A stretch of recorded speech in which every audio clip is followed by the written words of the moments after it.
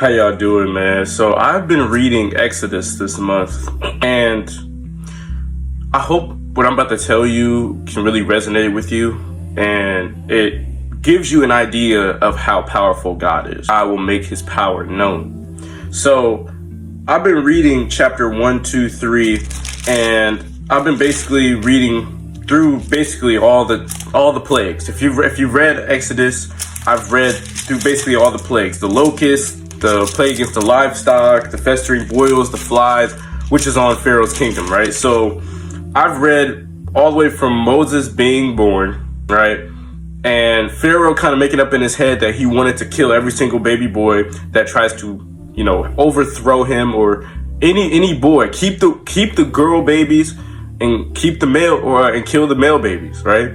And so I really want to let you know what God said in this, pertaining to God making his presence known onto Pharaoh, regardless of him not allowing Moses' people to go. And so, let me show you this verse. So in chapter 3, it's about Moses in the burning bush, right? So that's when Moses, came across a burning bush, and the burning bush did not die. It did not, start losing its shape. It did not burn. It did not. Well, it was burning, but it didn't lose its character, basically. So, Moses came up to it because he's like, okay, this is kind of crazy. This looks crazy. I'm gonna read verse 2. It says, "There the angel of the Lord appeared to him in a blazing fire from the middle of a bush. Moses stared in amazement," right? So here's that amazement I was talking about. "Though the bush was engulfed in flames, it didn't burn up. This is amazing," Moses said to himself. "Why isn't that bush burning up? I must go see." So in my head, I'm like, okay, if a bush is burning, I'm going insane. I don't know what's going on, right? So therefore Moses goes, right? And Moses said, "Why isn't that bush burning up? I must go see." Verse 4 says, "When the Lord saw Moses coming to take a closer look, God called to him from the middle of the bush, 'Moses, Moses, here I am.' Moses replied. And then the Lord told him, do not come any closer," right? And so obviously, God makes it known that, in verse 6, that I am the God of your father, the God of Abraham, the God of Isaac, the God of Jacob. When Moses heard this, he covered his face because he was afraid to look at God. Then the Lord told him, "I have certainly seen the oppression of my people in Egypt. I have heard their cries of distress because of their harsh slave drivers," right? So, mind you, Pharaoh was using slaves, right? Pharaoh was not allowing these people to leave.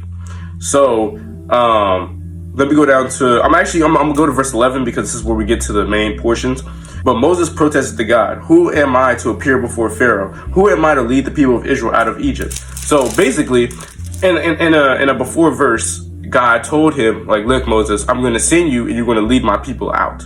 And God answered this, "I will be with you, and this is your sign that I am the one who has sent you. When you have brought the people out of Egypt, you will worship God at this very mountain." Moses protested, "If I go to the people of Israel and tell them, 'The God of your ancestors has sent me to you,' they will ask me, 'What is his name?' Then what should I tell them?" God replied to Moses, "I am who I am. Say this to the people of Israel. I am has sent me to you." And God also said to Moses, "Say this to the people of Israel. Yahweh, the God of your ancestors, the God of Abraham, the God of Isaac, and the God of Jacob has sent me to you." Right? And I'm going to go down to chapter 4, because chapter 4 talks a lot about God's power. It says, but Moses protested again, "What if they won't believe me or listen to me? What if they say the Lord has never appeared to you?" Then the Lord asked him, "What is that in your hand?" "A shepherd's staff," Moses replied. "Throw it down on the ground." So Moses threw it down, and it turned into a snake. Moses jumped back. Then the Lord told him, "Reach out and grab its tail." So Moses reached out and grabbed it, and it turned back into a shepherd's staff. "Perform this sign," the Lord told him. "Then they will believe that the Lord, the God of their ancestors, the God of Abraham, Isaac, Jacob, really has appeared to you." God gave Moses direct instructions. Now, if you read later in the book, right, there was multiple plagues, and Pharaoh, God was going to make his presence known. Have you ever had a moment in your life where it's like, dang, bro, I wish God would make his presence known? But in reality, when you read this verse, when Moses listened to God, right? If Moses listened to God, Moses, examined what God told him, regardless of how he was feeling, the questions he had, right? He gave Moses instructions. Moses followed them. They ended up working. It took a while because that was the method that God was going with. that he will make his presence known, right? He will forever make his presence known in your life. Now, I recognize when I look across all these plagues, right? This man started with a plague of blood, right? Actually, Aaron's staff became a serpent. There was a plague of blood. There was when there was blood in the Nile River, plague of frogs, where a bunch of frogs, jumped into people's houses, into people's ovens, jumping on people of Pharaoh's kingdom, plague of gnats, plague of livestock, plague of flies, plague of festering boils, a plague of hail, right? Plague of locusts, plague of darkness, the death of Egypt's firstborn, right? And the first Passover, which was a sacrifice, right? And through this all, one thing I realized is Pharaoh, whenever Moses presented these things to Pharaoh, this man, Pharaoh, was so petty, bro. He would say to Moses, man, look, your God is making himself known. Stop this temptation. Stop whatever this thing is that's going on. Okay, he's like, tell your God to stop and I will let your people go. He would tell Moses these things. Moses would be like, okay, Lord, he knows better now. Then this dude Pharaoh would be like, psych, I'm not letting your people go. You really thought I would let your people go?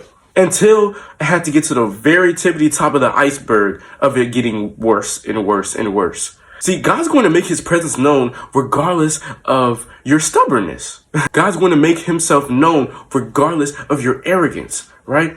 Pharaoh has an issue here. Pharaoh has a hierarchy problem, a idolatry problem, right? He thinks he's above God because he's like, oh yeah, let me test this God of yours. And then I'm going to be like, look, I'm going to go back on my word. I'm going to go back on what I say. That's crazy. That's crazy to me. And when I'm reading this, I think about how God makes his presence known in my life. Whenever I make mistakes, God makes his presence known in my spirit. God makes his presence known in my actions and the renewing of my mind. Now, when I look across my entire, life, there's been many situations where I'm like, man, God, what do I need to do? What direction do I need to go? What is next? And then I'm like, okay, let me look towards you, God, because you're going to make your presence known regardless.